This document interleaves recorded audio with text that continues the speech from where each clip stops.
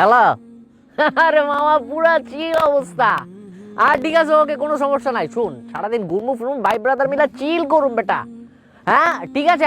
আর গাড়ির টাকা ওইটা খরচ আমি দিব না, মাল পানি যা লাগে ওটা আমি দিব, ওটা সমস্যা নাই। আচ্ছা রাখ। কি? কে বন্ধু? হ্যাঁ। চিলকাওয়া টাওয়া শকুনের কথা শুনলাম মনে হইতাছে।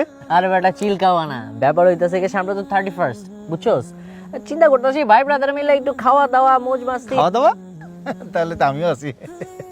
আরে বেটা ওই খাওয়া দাওয়া না, তাহলে ব্যাপার হইতাছে গিয়া 31st তো মনে করছি আমরা ভাই ব্রাদার মিলে মৌজ মাস্তি করুম, ঘুরমু ফিরমু, আতশবাজি, মনে কর যে আকাশটা পুরো রঙিন হয়ে যাবো, রঙিন একটা ভাইব নিয়া এই ঘুরা ফিরা ফুর্তি ফার্তি মৌজ মাস্তি, এটার ব্যাপারে কথা কইতাছিলাম আর কি, বুঝছস? এটা কি ঠিক হবে? ধর বেটা, এইসব ঠিক বেঠিকের কোনো কিছু বুঝাবুঝি নাই। তোর একটা ব্যাপার বুঝাই কই, এই যে নতুন বছরটা যদি মনে কর যে আমরা মৌজ মাস্তি দেওয়া শুরু করি, তাহলে মনে কর সারাটা বছর মৌজ মাস্তি আর চিলের উপর দেওয়া যাইব। এটা লাগিয়া কাহিনী। এইসব অন্ধকারের যুগ, কুসংস্কারের যুগ কি এখনো আছে? আমরা যদি নতুন বছরে আনন্দ ফুর্তি দিয়ে মৌজ মাস্তি দিয়ে আমন্ত্রণ জানাই, পুরানটা তো কাইন্দা কেটে বিদায় দেওয়া উচিত ছিল না? দেখ ভাই, ভাই ব্রাদার মিল্লা ঘুরমু, আনন্দ ফুর্তি করুম, মৌজ মাস্তি করুম, এই সবের ভিতরে এত কিছু চিন্তা করার কোনো দরকার আছে? অবশ্যই আছে। কেন আছে দেখ, এই দেখ। বাংলাদেশে গত 5 বছরে 31st নাইটের আতশবাজির কারণে 280টিরও বেশি অগ্নিকাণ্ডের ঘটনার পাশাপাশি শুধু গত বছর 2 শিশুর প্রাণহানি ঘটে। পাশাপাশি শব্দ দূষণ ও বায়ু দূষণে হার্টের রোগী বাড়ে ব্যাপক হারে। 31st নাইটের আতশবাজিতে বিশ্বব্যাপী পাখিরা ভয়ে আতঙ্কে ছোটাছুটি করে। বুলগেরিয়াতে বিখ্যাত ফিঞ্চ পাখি, রোমের স্টার্লিং পাখি সহ হাজার হাজার পাখি মারা যায় এই রাতে। এই রাতে বিশ্বব্যাপী মদ বিক্রি কয়েকগুণ বেড়ে যাওয়ায় মাতাল অবস্থায় ড্রাইভিংয়ের ফলে সাধারণ দিনের চেয়ে এই দিনে অ্যাক্সিডেন্ট প্রায় 117% বেশি হয়।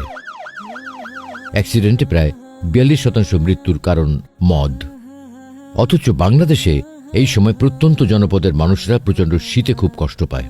তাই একদল মানুষ এসব 31st নাইটের মতো থার্স্টি দিবস পালন না করে দূর দূরান্তের শীতার্ত মানুষদের জন্য গরম কাপড় ও খাবার নিয়ে ছুটে যায়।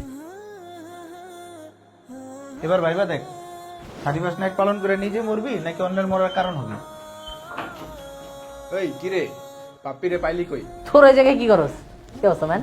আরে বেটা, একদিকে হাঁসের মাংস আর ভুনা খিচুড়ি, অন্যদিকে হিসাব নিকাশ। হিসাব নিকাশ? কি এর হিসাব নিকাশ, কত একটু শুনি। গত বছর কি কি ভুল করলাম, সেই ভুল কিভাবে শুধরে চলবো।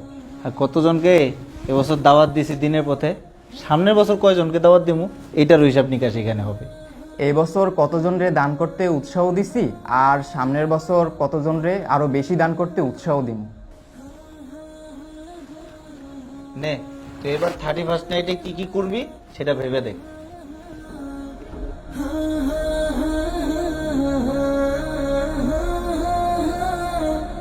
যে পরিমাণে গুণা করছি, গুণাগুলার হিসাব করুম, আর গুণা থেকে বাইচে থাকার লাগে একটা প্ল্যান করুম, এগুলোর হিসাব করুন এবার।